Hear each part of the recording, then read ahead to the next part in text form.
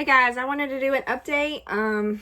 This could or could not be my last update, depending on if anything else happens from this point forward. So I think the last time I posted a video, it was after I got the crown on my implant, and I was very unhappy. I think I even came home later that day and cried a little bit. So I wanted to tell you about what's happened since then. So when I left that appointment, the dentist told me to wear it, to fill it out, see how I was going to like it, and basically prepared me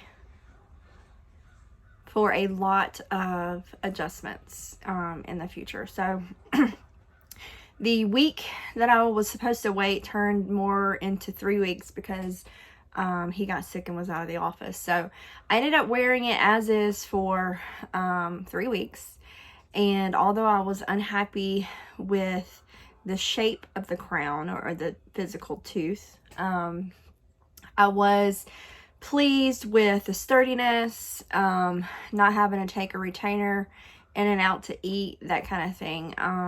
So I was getting more optimistic about what it could be.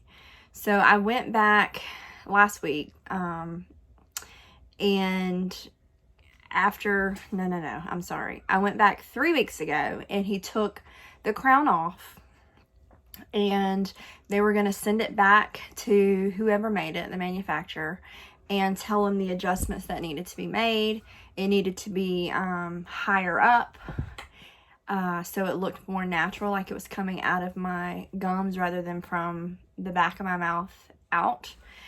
So they reshaped the crown, and then last week it finally came in, so I went back to the office and got it put back in. So I didn't have any more gum grafting this last time, so that was good.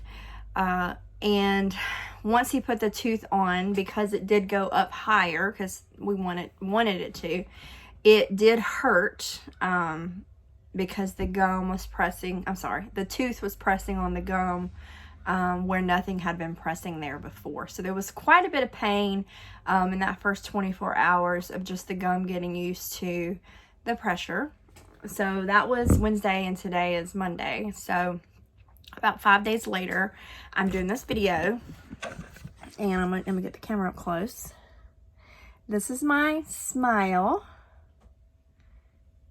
and I think, you know, it's never going to be perfect. It's never going to match the same tooth on the opposite side. It's never going to match that perfectly. Once he put it in the office, he did do a little bit of adjustments with his grinder, I would call it, to shape it up a little bit per my request. And I can definitely go back and get it adjusted here and there as I feel like it needs it. But I think this is it. I think this is the final product, minus maybe a few adjustments. You know, just like I do, that when it's your mouth, you're super duper particular and you can see every little flaw. But I think this is as good as it's going to get, and I feel like it's pretty good. So again, this is my natural tooth, and then this is the implant. I'm still not crazy about the way it looks from the side, but they had to fill up the space in the tooth that was made from the braces that needed to be that large for the implant rod. So I'm not really, you know, thrilled about the way it looks from the side, but it's better than a gaping hole, and it's better than something that I have to continue to take in and out. And, you know, from the front, it looks pretty natural. I just finished brushing my teeth, so it's a little bit red here. I feel like I can still kind of see some gum discoloration above it from where it's putting pressure on there, and the gum is trying to get used to that. But 5 days later, this is the end result. So short recap, I started with braces in high school to get this filled up.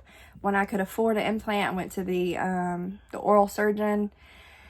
He said the teeth are big enough, spaced apart, but my roots were not. So after going through a lot of partials and flippers throughout the years, I finally decided I wanted an implant. And we tried Invisalign to spread those roots apart. And for me, my particular case, that did not work.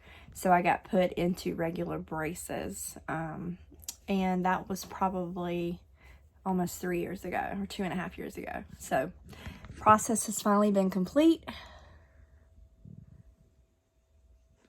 Not perfect, but it's close enough. So I'm not as distraught as I was in the last video, and I'm pretty happy.